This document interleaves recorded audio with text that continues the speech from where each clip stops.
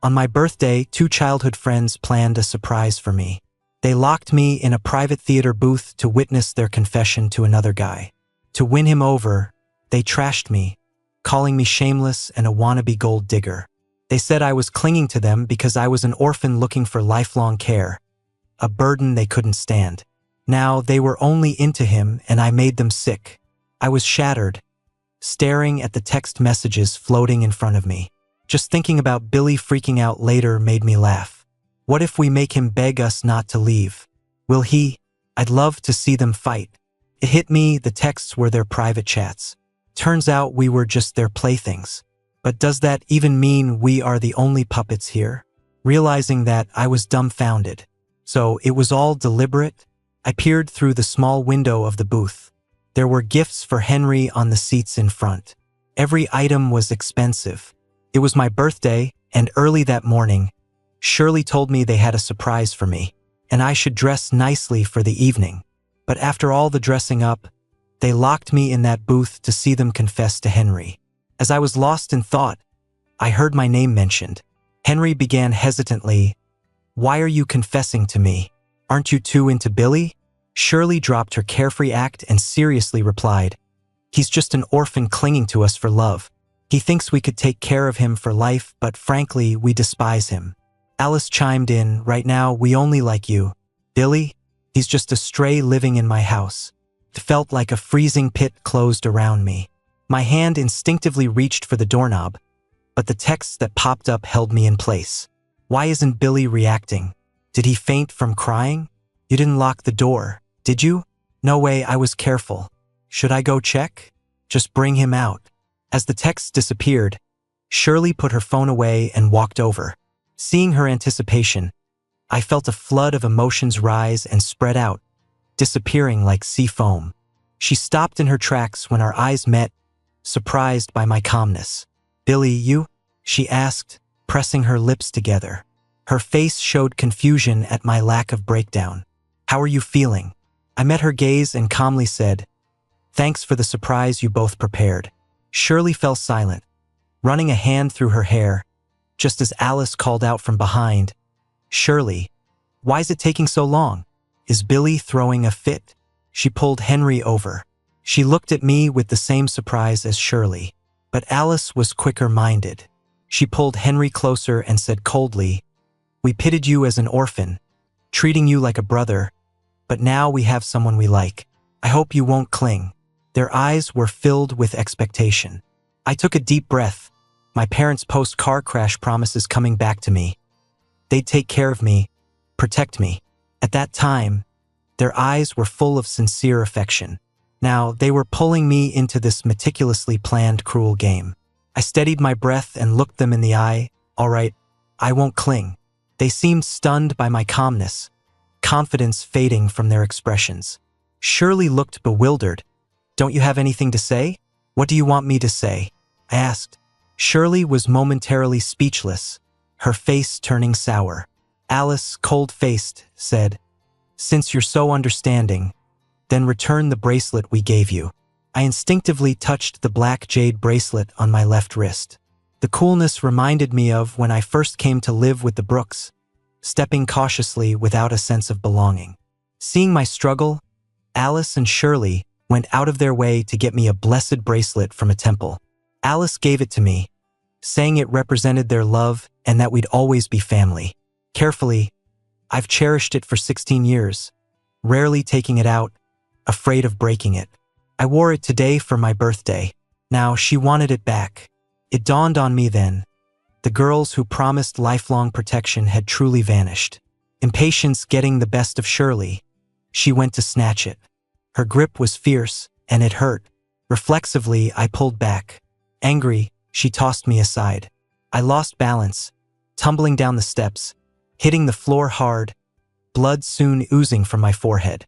Henry, startled, moved to help, but Alice held him back, her foot crushing my left hand. The bracelet shattered. "You love it so much?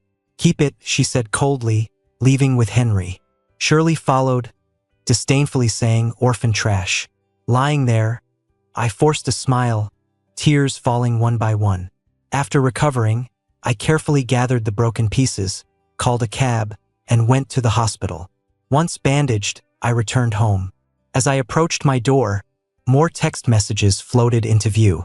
Shirley asked Alice, "Billy seemed pretty hurt just now. Did we go too far? If we didn't push him, how else could we see how he reacts when cornered?" I gave a bitter smile. As I pushed the door open, I locked eyes with Henry. He was holding a dish he made and called out hesitantly, "Billy." Just then, Alice and Shirley came downstairs. Neither gave me a glance, but they sweetly said to Henry, "Thanks, Henry, for making us this feast. Your cooking must be delicious." Henry blushed and smiled shyly, then turned to me. "Billy, wash your hands and come eat." I glanced at the table full of seafood. I politely declined, "Thanks, but I'm not hungry. You guys go ahead." Alice's face dropped. "What, after 16 years of the brook taking care of you, you can't even join us for dinner?" Shirley was more direct, snapping, "Billy, don't be ungrateful." I looked at the huge plate of seafood in front of me. Tears welled up in my eyes. "Will eating this erase the debt of your past kindness?" Shirley frowned and slammed the table.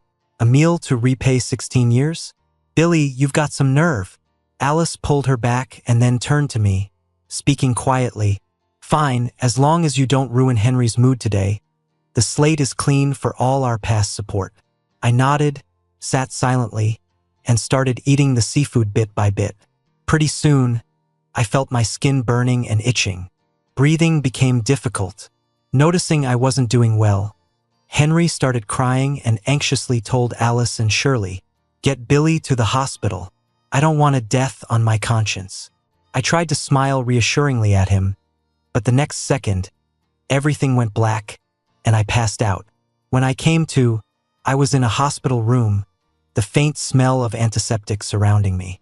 As soon as I opened my eyes, the dreaded thoughts resurfaced. "Alice, why provoke Billy when Henry is too gentle to even try?" I investigated him. I was curious how he would change when exposed to high society living. Billy was always well behaved and pampered by us. Would he go crazy when he felt his place was threatened? Sudden heartache struck me. So, their sudden change was just to see if I'd go off the rails, losing my stable life. I guess I never truly understood them. Lost in thought, Alice and Shirley walked in, standing above me by the bed. "You really are weak. Henry surpasses you in every way." I didn't argue. Shirley tossed a set of keys on my bed. "Henry will stay with us. Move out of your room and into the guest room or the place we found for you." I clenched my fists, emotions overwhelming me. When I moved out of the Brooks' old house, they had a designer create my dream room. I remembered them saying that it was my forever home and refuge. I believed them until now. They've shattered my faith. "Okay, I'll move out," I said, my voice rough like an old phonograph. Alice met my gaze, her eyes icy and deep as a frozen lake. "Are you sure?" I nodded. Annoyed, Alice dragged Shirley to leave, slamming the door. The glass shattered with the deafening sound, and tears fell from my eyes. I saw those thoughts again. Shirley is getting agitated. Our plan isn't working. Billy hasn't even reacted enough to cause drama. Alice remained coolly detached. "We'll up the stakes. No way are we letting this plan fall through." After finally finding entertainment, my heart raced.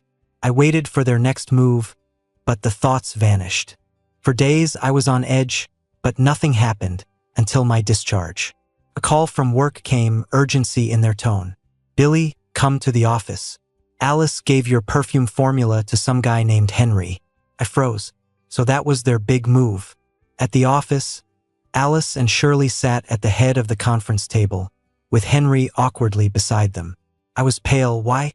You know that formula is the only thing my mom left me.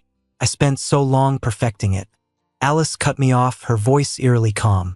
"Billy, you've been pampered by us your whole life. As an orphan, we've never let you suffer like Henry has." Shirley's voice dripped with sarcasm. "Without our support, you wouldn't have developed the formula. We invested so much money. Of course, we control the formula's fate." She shoved a transfer contract at me. "Sign it." I started trembling. "And if I don't?" That's my life's work. Every detail was painstakingly refined after thousands of trials. How can you just take it from me? Alice's eyes suddenly turned cold.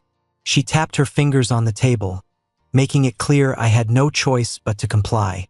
With that, the conference room door swung open. 2 security guards came in quickly and held my arms. "Hold him down and make him sign," Alice ordered. I struggled wildly, but it was no use. They pinned me to the table, and in the chaos, a pen's point cut my face. A warm line of blood trickling down immediately. "You can forget it. I'll never sign," I yelled, biting my lip until tears finally flowed. Shirley sneered and shoved the pen into my hand. "Stop fighting. Just sign already." I gripped the pen tightly, my nails digging into my palm, over my dead body. Alice sighed and signaled to the guards. Suddenly, a sharp pain shot through my right hand. "If you won't behave, we'll ruin your hand, and that will end your research." "Enough!" Henry suddenly shouted. "Alice, Shirley, please stop putting Billy through this. I don't need the formula." His voice was shaking, showing how much courage it took to speak those words. Alice turned to him, her expression softening. She gently wiped the tears from his face. "Don't cry, Henry. Shirley and I will give you a home and protect you, so no one bullies you again." Henry went pale, biting his lip, speechless. I clenched my teeth against the pain and looked at them. "Are you really going to do this to me for Henry's sake?" Hearing this, Alice and Shirley's eyes filled with anticipation and a hidden thrill.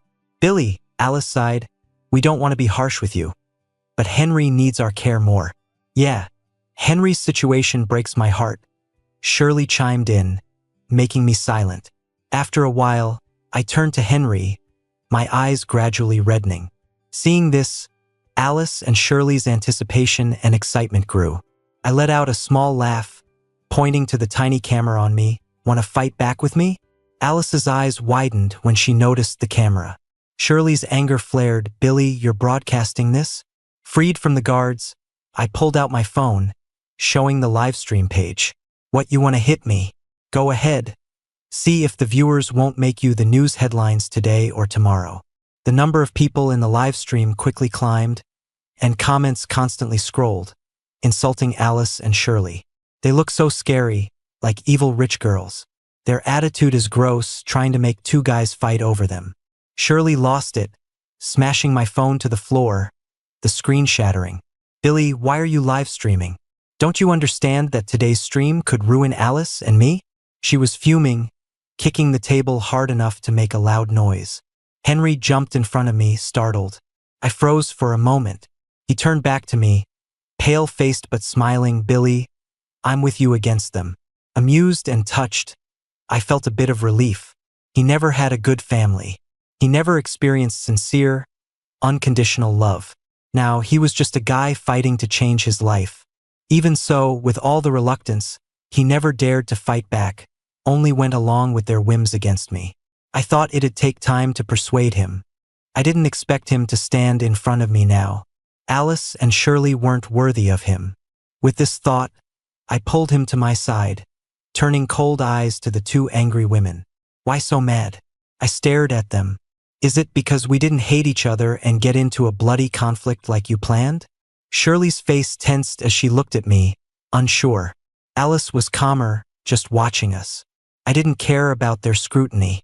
With a slight smirk, I told them, "Worrying about your nasty plans isn't what you should be upset about now." I turned to Alice, "Think about how to save your company." Then to Shirley, "You should consider how to keep your heir status." And with that, I left with Henry. By the time my wound was bandaged, the whole incident was trending. Both companies' reputations nosedived. Countless people criticized and boycotted them. Shareholders demanded a swift response to the situation. When chaos ensued, I leaked their chat records online. I easily found Shirley's encrypted files on her computer, containing secrets. It wasn't their first time playing this game. Long ago, they targeted ordinary but talented and good-looking guys, making them lose themselves under intentional seduction, desperate for their love. They recorded confessions and heartbreak, keeping them as trophies in encrypted files. With no one else to target, they set their sights on me. Tough luck. I wasn't going to fall apart at their feet. I kicked them into a nightmare. In a downtown rooftop garden restaurant, Henry was a bit drunk, cradling a bottle and looking at the night. Softly, he asked Billy, "What's our next move?" He seemed lost. "Their families are so much better off than ours. Can we really win?" I guided the online narrative, reassuringly patting him, "The winners will be us. Besides, since I said I'd fight back, how could I have only one plan? And how could I just start preparing now?" Henry's eyes widened at that. "What do you mean, Billy?" He raised his voice a little. "Did you see this coming?" I didn't deny it. From a long time ago, I knew very well about Alice's possessiveness over me. As for Shirley, she does like me, but she doesn't dare to compete with Alice. Because her family has a lot of business relying on the brook. So she just follows Alice's lead. Alice allows Shirley to openly like me only because she's confident about herself and enjoys feeling superior to those around her. "When did you start planning your own escape route?" Henry asked, staring at me curiously. "From when?" "Probably around college. I started working and starting my own business. Most of my time was spent on studying and working. Alice wasn't happy about it. She wanted me to focus solely on her. But 10 years of hard study was tough. Without family, I had no backup plan. I couldn't afford any mistakes. Even if Alice was angry with me, I didn't compromise. Until my studio went bankrupt due to cutthroat competition. Facing thousands of broken perfume bottles, Alice comforted me. "Don't worry. Stop playing around. After graduation, just settle down and be my husband." It was then that I first saw the hidden excitement in her eyes. She seemed very pleased with my failure. At that moment, I realized her plan for me was like a caged bird. From then on, I stopped sharing my real thoughts with her and stopped telling her about my future plans. I became careful. Most of the time, I acted as she expected, being obedient and relying on her, playing the little boyfriend to satisfy her strong ego. From time to time, I helped her in her business. Even if she was unwilling, she had to admit there's no other Billy that would satisfy her as much.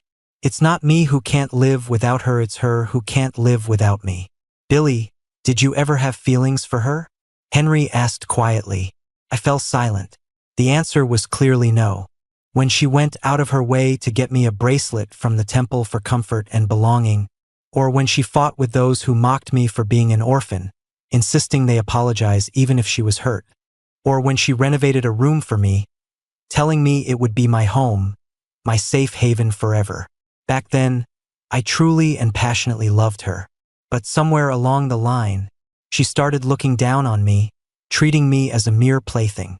Just like she said to Shirley in chats, she thought I was like a dandelion. So resilient, finding a way out even without family, even in tough times. She wanted so much to break my wings, to see me solely depend on her, going crazy for her love. Even through the screen, I could feel her excitement. She said, "Shirley, let's cage him up like a little bird and play with him." "Billy, what do you want?" Henry asked again. I paused and raised my glass. "What I want is simple. To have their families changed for my use. Alice's father passed away years ago. Her mother is used to being a wealthy lady and only knows how to enjoy life. Alice herself is arrogant and domineering. 3 years ago, with rapid information technology development, leading firms began facing attacks, including the long unchanged BS Group. BS Group managed to last till today thanks to my formulas. But now Alice is riddled with scandals. No one will bet on a company whose CEO is embroiled in public scandals. BS Group's collapse is only a matter of time. As for Shirley's company, it's merely an appendage. Not much effort needed from me." Henry laughed and clinked glasses with me. "Then let's toast to getting what we want." I smiled, absolutely. Seeing Alice again, she looked exhausted with deep-set eyes and a worn makeup, entirely disheartened. "Billy, are you done being mad?" She forced a smile. "If so, come home with me." Clearly, she's been through a tough time. No surprise. The day after I drank with Henry, I reclaimed my formulas through lawsuits. Without them, they couldn't develop new products. Originally agreed partnerships all terminated. BS Group started facing troubles. The empire began to crumble from within, starting with finance. Alice practiced favoritism, and though her appointees were efficient, they loved skimping on little things. Once the finance department blew up, BS Group's issues kept piling on.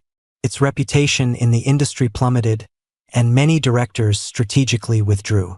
Just like I predicted, Alice wasn't capable enough to save the day. With that in mind, I gave her a mocking smile. Go back and suffer with you? You're dreaming. Alice's dark eyes flickered with hesitation. Billy, don't talk to me like that. She said, I know I made mistakes. I don't expect immediate forgiveness, but at least give me a chance to make it up. I stayed silent for a long time, saying nothing. She snapped, Billy, I was wrong, but you weren't hurt, right? Besides, don't forget, my family took care of you for 16 years. Alice shouted at me, voice hoarse and terrifying, like a dying beast. I calmly looked at her. I never forgot those 16 years, and I'm always grateful. But you also shouldn't forget that after graduation, most of the BS Group's orders were secured by me. I looked at her. I wasn't just taking. Alice's face changed. The grip on my arm suddenly tightened. After a moment of silence, she started to speak, her voice carrying a hint of pleading. Help save the company, Billy. I stared at her with a blank expression. Can't, I said. Alice's anger flared up, but she held it back. Billy, we've had 16 years together. Can't you stop being so cruel? Cruel? I stopped for a couple of seconds, shook my head with a smile. Alice, if I had no ability to fight back and became just a caged bird dependent on you, have you thought about where that would leave me? She looked at me, puzzled. What do you mean? I met her eyes, speaking each word coldly and clearly. If I really turned into a bird with no independent thought, entirely reliant on you, my end would just be you kicking me aside when you're bored of me. By then, after being caged for too long, I would already be incapable of working. I'd end up like a madman, desperately begging for your love. Alice looked at me, her lips trembling uncontrollably. I wouldn't do that to you, Billy. I love you so much, and you know that, don't you? You don't even believe what you're saying right now, do you? I couldn't help but laugh coldly. If you loved me, you wouldn't keep it to yourself, you wouldn't have allowed Shirley to get close to me, and you wouldn't have had any intention to hurt me. I pulled my hand away from hers, speaking firmly. Your love is cheap and disgusting. I don't want it or need it. Alice went pale, standing there, stunned. The dark sky suddenly began to rain, the drops bending her spine. After a moment of silence, Alice raised a hand to cover her eyes. Billy, I was wrong. I truly regret it. Her voice was hoarse and frightening. Too bad. Crocodile tears only make people laugh. I said nothing, just turned around and headed home. Henry was waiting for me there. He had been sitting on the window ledge, wrapped in a little blanket, looking out. When he heard the door open, he ran over to me. His little face was all scrunched up, worried as he urged me. Billy, Alice is just playing the victim. Don't fall for it or go soft. Amused, I tapped his forehead lightly. I won't fall for it or go soft, I said, handing him a bank card. You've always wanted to study design. I've contacted a top school abroad for you. Pack your things, go study, and when you're finished, come work with me at the company. His smile froze at his lips. After a while, his eyes started to water. Why are you being so good to me? Because we're friends, and I see a future in you. I want to invest in you and fight alongside you. Once I finished speaking, he burst into tears, crashing into me with gratitude. Thank you, Billy. Meeting you is the best thing that's ever happened to me. I promise I won't let you down. I chuckled, patting his back gently. Good luck. I'll be waiting for you to come back. The day Henry left, it was also a rainy day. Returning from the airport, I saw Alice again. She stood like a statue outside my building. As soon as she saw me, she tried to smile. I've tried, Billy, she said. I looked at her confused. Wiping tears from her face, she continued, I tried not to contact you, but it was too painful. I couldn't do it. As she spoke, she began to choke up, her voice filled with obvious pain. Billy, I really love you. I acted that way before because you're so outstanding. Whether it's in school or at work, you can balance everything effortlessly. More and more people started liking you, and I felt insecure. But you wouldn't make a single sacrifice for me, not even when I promised to marry you right after graduation and make you my rightful husband, ensuring you want for nothing. The rain fell harder, blending with her voice, giving everything an unexplainable sadness. She sobbed aloud. No matter whether I begged or got angry, you wouldn't compromise for me. I was so afraid of losing you, I ended up wanting to destroy you so you'd have to depend on me. She gave a bitter smile with an expression of deepest sorrow. Billy, can't you give me another chance? I sighed, ignoring the hope in her eyes, and asked, calm and cold, would you give a chance to someone you don't love? Her eyes dimmed instantly. No matter how much I try to make up for it, you'll never forgive me, right? I didn't hesitate at all.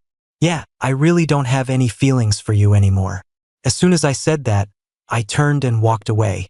I hadn't taken 2 steps before I heard her voice behind me, crying, saying she can't give up on me. I didn't think much of it. I had no idea she'd stand outside the whole night. No matter how hard it rained, she didn't move an inch. I watched her quietly from upstairs. I waited a minute, then another, until half an hour passed, and I felt nothing. I knew I had truly moved on. So I drew the curtains and went to bed. The next morning, when I left the house, I found Alice curled up at my door, her face unusually flushed. She kept mumbling my name. I felt a bit annoyed. After hesitating for a moment, I called an ambulance to take her to the hospital. Then I called Shirley, asking her to go to the hospital and stay with Alice. Just as I hung up, Alice woke up. She looked at me with a faint smile. Billy, you still care about me, right? She asked with a bitter smile and a hint of stubbornness. If you don't love me anymore, why save me? Without you, I'd rather die. The machines in the room beeped rhythmically. The breeze after the rain was sharp and fresh. I pulled my coat tighter and replied sternly, I saved you only because I didn't want you causing trouble at my doorstep. Also, if you really want to die, don't do it at my door, it's bad luck. When I finished speaking, I could see the pain and regret flooding Alice's eyes. Her voice was full of evident despair and helplessness. Billy, can't you give me another chance? I looked at her indifferently and said, why do you think I'd forgive you after the pain you've caused me? What, does the world revolve around you? Just because you apologize, I should forgive you? The BS group got acquired, you lost everything, and you're not as capable as me. What makes you think I'd want anything to do with you? I was always gentle with her before. Now, with my sharp words, she seemed startled, just staring at me blankly. Stop bothering me. My dislike for you has reached the point where even if you died in front of me, I'd walk past you without hesitation. Alice's face went pale. The hope in her eyes vanished like a doused flame. After a moment, she forced a smile, tears spilling over. I'll disappear. I won't bother you anymore. Billy, I hope you find happiness. As I was about to leave the hospital, a low and hoarse voice called from behind. I turned around and saw Shirley standing there, looking at me. She wasn't doing well either. Her hair was a mess, and she looked incredibly worn out. Meeting my gaze, her eyes flickered for a few seconds before she managed a weak smile. Are you satisfied now? I didn't respond, just stood there quietly looking at her. She seemed much thinner, her collarbones protruding.